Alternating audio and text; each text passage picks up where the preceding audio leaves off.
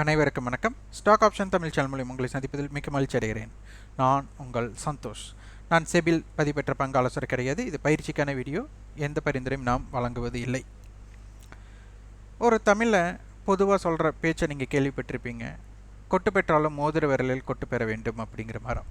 அப்போது நம்ம லாஸே ஆனாலும் இந்த மாதிரி நிறுவனங்களுக்கு நம்ம லாஸ் அடைவது தப்பே கிடையாது. ஏன்னா இந்த மாதிரி இம்பேக்ட் இருக்கிறவங்க பார்த்திங்கன்னா நம்ம அடையிற லாஸை அவங்களே இல்லைன்னா மற்றொரு நாள் இதே இம்பேக்ட் உள்ள நிறுவனம் அதை எடுத்து கொடுத்துடும் அப்படிங்கிறதுக்கு இது ஒரு சிறந்த உதாரணம். இதுக்கு நம்ம ஒர்க் அவுட் பண்ணணுமா அப்படின்னு கேட்டால் ஒன்றுமே கிடையாது. ஹாயாக நம்ம இருந்துக்கலாம். நம்ம ஒன்றுமே கஷ்டப்பட நிறைய பேர் ஒரு ஸ்டாக் செலெக்ஷனுக்கு பார்த்திங்கன்னா கஷ்டப்படுவாங்க. ஸ்டாக் செலெக்ஷனுக்கு நம்ம கஷ்டப்பட தேவையே கிடையாது. நம்ம பல முறை சொல்லியிருக்கிறோம்.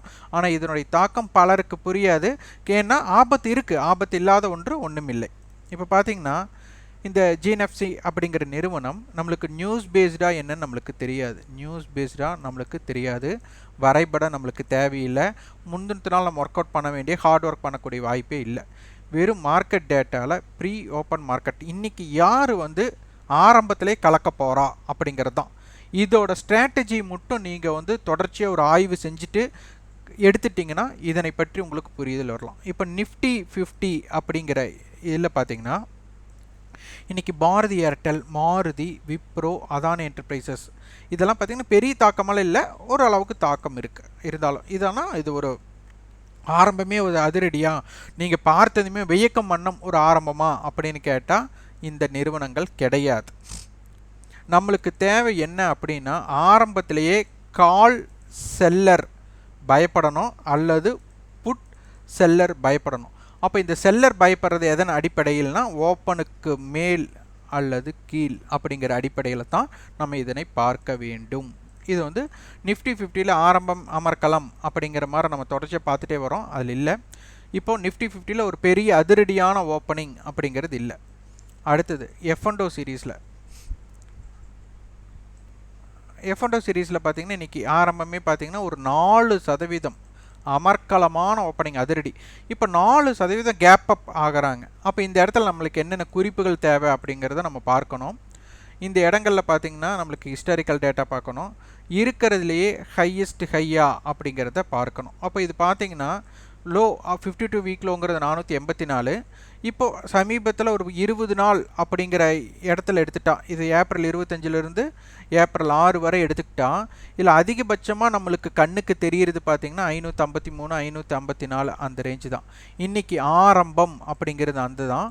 அப்போ ஓப்பன்லேருந்து 10 ரூபாய் இறங்கியிருக்காங்க. நிறைய பேர் என்னென்னா ஓப்பன்லேருந்து உடனே 10 ரூபாய் இறங்கிட்டாங்க அப்படிங்கிற இடத்துலும் அந்த 10 ரூபாய் கட் பண்ணதுக்கப்புறம் அந்த ஓப்பனை தாண்டினதுக்கப்புறம் என்ன இம்பேக்டட் அப்படின்னு பார்த்துட்டு தான் உங்களுக்கு தெரிஞ்சிருக்கும். அதுக்கப்புறம் 595 ரூபாய். இது என்ன ஒரு ஏற்றம், 10% இம்பேக்ட் நம்மளுக்கு கொடுத்துருக்காங்க அப்படிங்கிறது நம்மளுக்கு தெரியுது. இதே டெரிவேட்டிவ்ஸில் இது நடந்து முடிஞ்சதுக்கப்புறம் பேசுகிறதில்ல. இன்றைக்கி யார் தாக்கம் இருக்குன்னு நம்ம ஒரு ஹிண்ட் எடுத்து வச்சுட்டோம்னா இந்த மாதிரி நிறுவனங்களை நம்ம எப்படி தேர்ந்தெடுக்கலாம் அப்படிங்கிறது புரிஞ்சுக்கலாம். இன்றைக்கி 600 கால் அப்படிங்கிறது பாருங்கள், மே மந்தோட கான்ட்ராக்ட் நல்லா புரிஞ்சுக்கோங்க. அது 3 ரூபாய் 60 பைசா, அங்கிருந்து 20 ரூபாய்க்கு முடிஞ்சிருக்கு. இது 1300 ரூபா லாட் சைஸு. காலையிலேயே உங்களுக்கு ஒரு தாக்கம் தெரிஞ்சிருக்கும். இது 3 ரூபாய் 60 பைசாலிருந்து 20 ரூபாய் அப்படின்னா கிட்டத்தட்ட உங்களுக்கு பார்த்திங்கன்னா 5 மடங்குக்கு அதிகமாக இது நடந்துள்ளது. அடுத்து ஏப்ரல் கான்ட்ராக்டோட 580 கால் 20 பைசாலிருந்து 13 ரூபாய். என்ன ஒரு தாக்கம் நினச்சி பாருங்கள். இதெல்லாம் பெரிய ஜாக்பாட்டு. இந்த ஜாக்பாட்டை நீங்கள் ஆல்ரெடி முன்கூட்டியே நேற்றே தெரிந்து வைத்திருக்கணும் அப்படிங்கிற அவசியம் இல்லை. இன்றைக்கி என்ன தாக்கம் அப்படிங்கிறத பார்த்துருந்தாலே உங்களுக்கு புரிந்திருக்கும். அது 20 பைசால இருந்து உங்களுக்கு 1 ரூபாய் 5 பைசா அப்போங்கும்போது 5 மடங்கு 500% சொல்லுவாங்க. அப்போ இந்த இடத்துல கால் செல்லர் என்ன ஆவாங்க அப்படிங்கிறதான். ஏன்னா கால் செல்லருக்கு என்ன ஆகும்னா இந்த 20 பைசா ஜீரோவாக மாறணும். அப்போ ஜீரோவாக மாறினா உங்களுக்கு 20 பைசா தான் லாபம் கிடைக்கும். ஆனால் இன்றைக்கி 1 ரூபாய் 20 பைசால் இருக்கவங்க 1 ரூபாய் இருக்கிறாங்க அப்படின்னா என்ன தாக்கம் ஏற்பட்டிருக்கும் அப்படிங்கிறத பாருங்கள். அதுக்கப்புறம் முடிவுறும்போதும் கூட 13 ரூபாய்க்கு முடிஞ்சிருக்காங்க. ஏன்னா அது ஐடிஎம்மாக மாறிடுச்சு. இதில் பல விதமாக இருக்குது. இந்த மாதிரி ஏற்படுறவங்க இப்போ 10% இன்றைக்கி போயிட்டாங்க, நம்ம பேசுகிறோம், மற்ற நாட்கள் இது நடைபெறுதா அப்படின்னா ஒரு கொஸ்டின் மார்க் எடுத்துகிட்டா ஆம், நடைபெறலாம், நடைபெறாமல் இருக்கலாம். ஆனால் என்ன மாதிரி ரிசல்ட் இவங்க கொடுக்குறாங்க அப்படிங்கிறது தான் ரொம்ப முக்கியம். இதை கேப்சர் பண்ணி இதற்கு என்னென்ன சிம்டம்ஸ், என்னென்ன ஹிண்ட் வேணும்ன்ட்டெல்லாம் நீங்கள் அப்சர்வ் பண்ணி ஒரு தொடர்ச்சியாக ஒரு 3 மாதம் 6 மாதம் ஹிண்ட் எடுத்தீங்கன்னா உங்களுக்கு எளிமையாக புரிஞ்சிடும். இது வந்து நம்ம வித்தவுட் சார்ட், நம்மளுக்கு வரைபடமே தேவையில்லை, ஒரு ஆப்ஷன் பிரீமியத்தின் அடிப்படையிலேயே கால் செல்லர் பயப்படக்கூடிய இடத்த நீங்கள் தெரிஞ்சுக்கிட்டு இந்த இடத்துல எப்படி இம்பேக்ட் இவங்க பண்ண போகிறாங்க அப்படிங்கிற ரிசல்ட்டை மட்டும் நீங்கள் எடுத்தீங்கன்னா உங்களுக்கு புரிஞ்சிடும். இதை வந்து நம்ம வந்து இப்படி எடுங்க அப்படி எடுங்கன்னு உங்களை நாங்கள் சொல்லலை.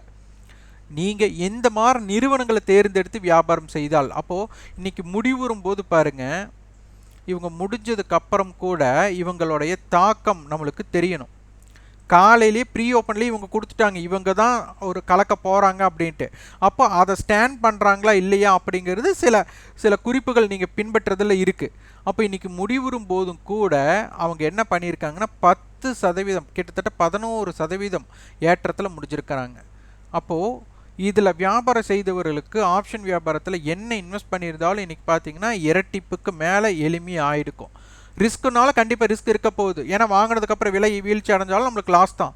ஆனால் எந்த மாதிரி நிறுவனங்கள் இன்றைக்கி 10% ரிசல்ட் கொடுத்துருக்காங்க அப்படின்னா, என்ன மாதிரி இவங்க காலையிலேயே நான் தான் பண்ண போகிறேன்னு ஒரு ஓப்பனிங்கே கலக்கலாக ஒரு விஷயத்தை ஏற்படுத்தி அதற்குண்டான பயணத்தை இவங்க கொடுத்துருக்குறாங்க. அப்போ இது எவ்வளவு தூரம் தாக்கத்தை ஏற்படுத்தியுள்ளது அப்படிங்கிறத புரிந்து கொள்ளுங்க. அதனால தான் நம்ம நட்டமே ஏற்பட்டாலும் இவங்களுக்கோசரம் நான் நட்டம் பெற்றேன் அப்படின்னு சொல்லுவாங்க. அதாவது ஏதாச்சும் ஒரு விஷயம் செஞ்சு அதில் பாதிப்படைஞ்சாலும் இதுக்கோசரம் நான் பண்ணேன்னு திருப்திப்பட்டுக்கிறேன் அப்படின்னு சொல்லுவாங்க. அதுபோல் நம்மளுக்கு இந்த மாதிரி நிறுவனங்களில் நீங்கள் ட்ரேட் பண்ணி கூட லாஸ் ஆகலாம். ஆனால் ஏன்னா ரிசல்ட் இவங்க கொடுக்கக்கூடிய ரிசல்ட் வேறு.